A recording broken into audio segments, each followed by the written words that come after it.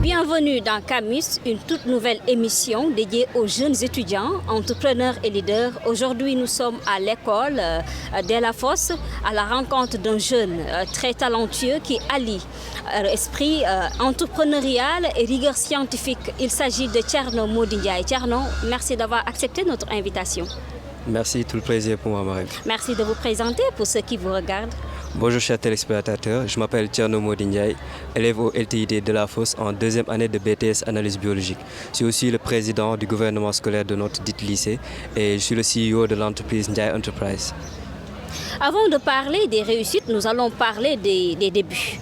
Quels sont les premiers vrais obstacles que tu as rencontrés en tant qu'étudiant lorsque vous décidez d'entreprendre? Je dirais c'est savoir où mettre les pieds. Parce qu'en tant que jeune, au Sénégal, notre système éducatif n'est pas porté vraiment sur l'entrepreneuriat. On ne voit pas ça à l'école. Donc, dans ma formation au BTS Analyse biologique, on a un module entrepreneuriat qui est animé par un de nos professeurs, M. Senghor. C'est là où on a découvert vraiment l'esprit entrepreneurial, avec certains modules qui nous disaient comment mettre en pied un projet et comment mettre ce projet à bout. Donc, c'est vraiment sur ça qu'on a commencé. Et après, on a pris des cours chez CLES, le Centre de leadership et d'entrepreneuriat du Sénégal. Ils nous ont vraiment donné les compétences nécessaires pour créer un projet et mettre ce projet à bout. Tu es passé de la PHASEC à l'analyse biologique. Ce n'est pas une transition qui est facile. Parlez-nous un peu de ce choix que vous avez pris. Bon, je ne veux pas un peu porter des défauts sur notre système éducatif. Mais au sortir du bac, on va dire que l'orientation au Sénégal, on laisse un peu les élèves s'orienter eux-mêmes. Donc en m'orientant, j'ai choisi toutes les facultés qui étaient à Dakar, toutes les filières que je pouvais suivre à Dakar. Donc la filière qu'on a validée pour moi, c'était la filière de gestion, entrepreneuriat, et c'était au FASEC. Donc après cela, comme je suis titulaire du bac S2, j'ai fait quelques mois là-bas, je me suis dit que ce n'était pas ce que je voulais. Je suis un scientifique dans l'âme. Donc j'ai cherché et j'ai découvert qu'à Delafosse, je pouvais faire analyse biologique, quelque chose qui était en accord avec la formation que j'avais fait initiale en S2. C'est pourquoi j'ai choisi cette filière-là. Nous savons bel et bien que concilier des études très exigeantes et ce qui est des ambitions entrepreneuriales, ce n'est pas du facile. Nous de parler, à quel moment tu as senti que les choses ont devenu un peu difficiles? Bon, je dirais que ça va être difficile sur la gestion du temps. Parce que tu as un examen à faire en fin d'année et aussi tu dois avoir du temps pour travailler sur ton projet. Donc je dirais qu'au début, je pensais que ça allait être facile. Mais au moment de vraiment rentrer dans le cœur du travail, je me suis rendu compte que la tâche n'était pas facile.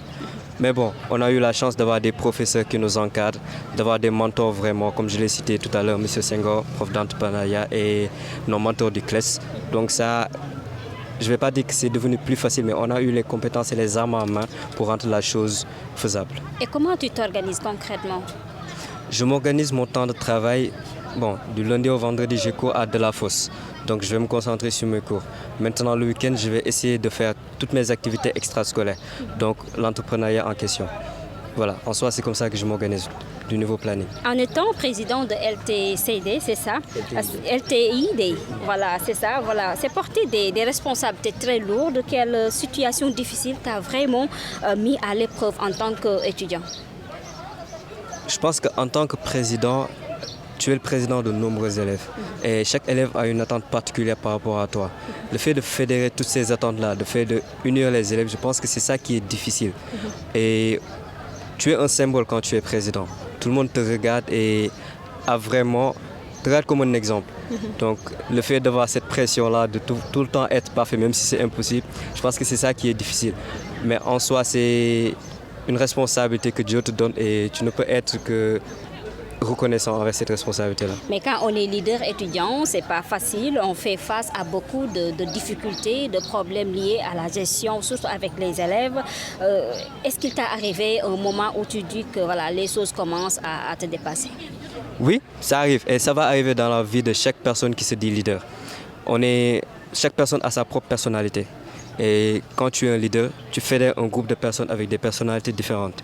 Et la gestion de ces personnalités-là va être très difficile. Je pense que c'est le problème le plus difficile qu'un leader rencontre, comment gérer les personnalités de son équipe.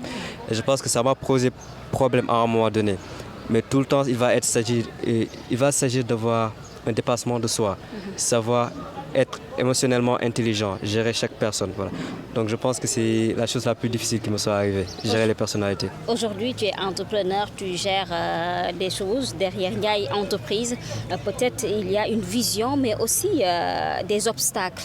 Est-ce que vraiment il y a été un plus grand frein pour toi dans ce parcours? Je pense, comme je le disais tout à l'heure, le plus grand frein, c'est de ne pas franchement en savoir beaucoup sur le monde entrepreneurial. Parce qu'on ne savait pas qu'il fallait aller à la chambre de commerce pour déclarer ton entreprise. C'est au niveau des forums, des centres d'entrepreneuriat qu'on te donne ces informations-là. Donc je pense que le plus grand obstacle, ce qui a été le plus difficile, c'est de réunir les informations nécessaires qui allaient me permettre de mettre en place mon projet. Et après aussi, être intelligent dans la gestion de ce projet-là.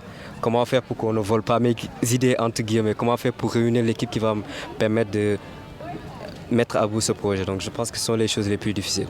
Et qu'est-ce que tu as voulu résoudre comme problème en créant Ndiaye Entreprise en tant qu'étudiant? En tant qu'étudiant. Bon, déjà, si je prends pourquoi j'ai mis en place Ndiaye Entreprise, ça se porte plus sur la mode. Faire valoir la culture africaine, le Made in Sénégal. Donc je pense que ce qui va être difficile, ce qui a été le plus difficile, c'est de trouver des tissus et des matériaux qui soient accessibles à tout le monde. Parce qu'aujourd'hui, le Made in Sénégal, il est très cher. Il n'y a qu'une élite qui porte cela. Donc le fait de vraiment avoir des matériaux de qualité, avoir des personnes avec beaucoup de compétences, mais tout ça, le rendre accessible à la population, ça a été ce qui a été le plus difficile. Mais alhamdoulilah, on s'en sort. Qu'est-ce qui te pousse souvent à continuer malgré les difficultés? Je dirais qu'on commence par que... Quand tu commences une chose, il y a deux questions. Pourquoi et comment? Le comment vient naturellement quand ton pourquoi est sincère.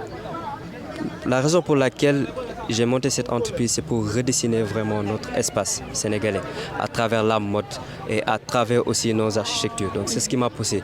Donc à chaque fois que je me dis que je peux réaliser ce rêve pour moi et pour tous les Sénégalais, ça me pousse à continuer.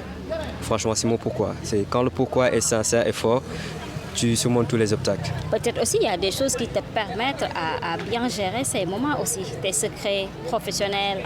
Bon, je dirais pas secret professionnel, mais secret humain, la prière. Lever à 3 h du matin, faire ton tahajjud, faire WED, ça va t'aider à te recentrer et te dire que tout ce que Dieu te donne comme obstacle, tu peux surmonter cela. Donc franchement, c'était ça. Aujourd'hui, quel est le plus difficile des sacrifices que tu fais pour pouvoir continuer ton chemin sans... Je dirais ma vie sociale. Comme je t'ai dit tout à l'heure, on n'a plus le temps. Tu n'as plus le temps pour regarder Netflix, aller au cinéma, aller avec tes amis. Donc tu sacrifies une partie de ta vie sociale pour tes objectifs. Donc, je dirais que c'est le sacrifice majeur qu'on doit faire. Dormir tôt, se réveiller tôt. Donc je pense que ces sacrifices sont nécessaires quand on a un objectif. Aujourd'hui, tu es étudiant, tu es entrepreneur, en même temps tu es leader. S'il y avait un jeune qui aspire à être comme toi, quel message lui donnerait-il? Je lui donnerais deux conseils. Premièrement, entre guillemets, étudier le jeu. Étudier là où il veut se passer, comment ça se passe là-bas. Étudier les dogmes, étudier ce qui est mis en place là-bas. Étudier le jeu de A à Z. Parce que si tu n'étudies pas là où tu veux te lancer, tu vas faire tes erreurs et tu vas étudier de tes erreurs. Tu vas apprendre de tes erreurs et tu vas commettre beaucoup d'erreurs avant de vraiment comprendre ce que tu veux faire. Et deuxièmement, s'entourer d'une bonne équipe. Un leader, c'est juste la tête. Mais si tout le reste ne suit pas, tu ne vas pouvoir rien entreprendre et tu ne vas pouvoir rien réaliser. Donc vraiment, étudier ce que tu veux faire, maîtriser vraiment les tenants et les aboutissants et t'entourer d'une équipe forte, une équipe où il y a beaucoup de compétences et une équipe où tu sauras gérer les personnalités. Ça, mes deux conseils vraiment. Et aujourd'hui, quelles sont les faibles et forces de Thierno Mody Ndiaye en tant qu'entrepreneur et étudiant? Je dirais ma force, que certains diraient que c'est une faiblesse, c'est je suis têtu. Je suis très têtu.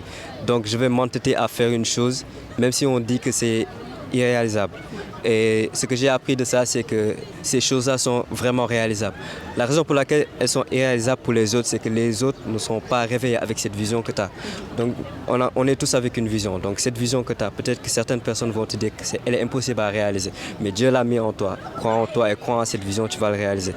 Et je dirais mes faiblesses, parfois je suis trop gentil. Même si je dis que Bon, même si je crois que ce n'est pas une faiblesse, mais bon, parfois il faudra être ferme, même avec tes amis, parce que vous êtes en business, vous êtes en entrepreneuriat. Vous ne pouvez pas faire primer l'amitié ou certaines connexions au-dessus de vraiment ce qui vous réunit, c'est-à-dire l'entrepreneuriat et faire des bénéfices. Voilà. C'est quoi votre dernier mot?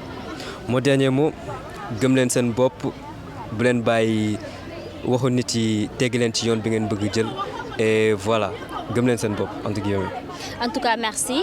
Merci à vous. Maudit, c'était un plaisir de te recevoir, Tout le plaisir. surtout un premier numéro de l'émission Camus. C'est vraiment un plaisir. Merci à vous, Maria.